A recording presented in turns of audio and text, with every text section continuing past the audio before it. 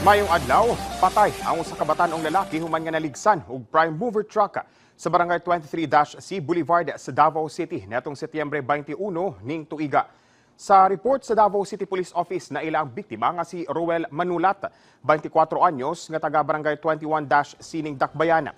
Base sa investigasyon, padulong sa Magsaysay Avenue ang prime mover truck nga gimaneho ni Jaymar Amado, 34 anyos nga taga Turil ning syudad. Natumba sumala pa sa dala ng biktima kinsa kalit nga nitabok sa kalsada hinungdan aron nga maligsan kini sa truck. Nadasok sumala pa ang biktima sa ulahing ligid. Sa buong truck nga mo'y resulta sa iyang kamatayon. Gikustodiya na sa kapulisan ng driver ingon man ang gimanehong truck alang sa tukmang disposisyon.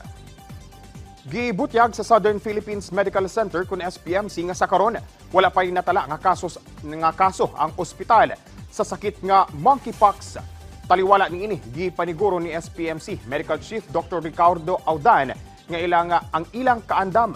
Aduna sila mga medical experts nga mo'y moatiman kung galing dunay pasyente nga matapdan sa monkeypox ug ma-admit sa SPMC. Aduna sab sumala pay nakaandam nga isolation facilities alang sa mga pasyenteng magpositibo sa monkeypox. Kabahin sab sa ilang pagpangandam ang pagpanghatag og leaflets bahin sa mpox sa mga individual nga anaa sa ospital.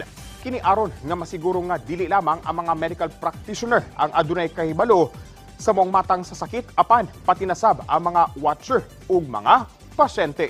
Already nami isolation tapos na po yung mga leaflets about monkeypox, so para di lang employees ang nakabalo pati watchers and patients. So ug mao kadto ang mga nagunang balita dinhi sa PTV Davao. Ako si Jay Lagang para sa Pambansang TV sa Bagong Pilipinas.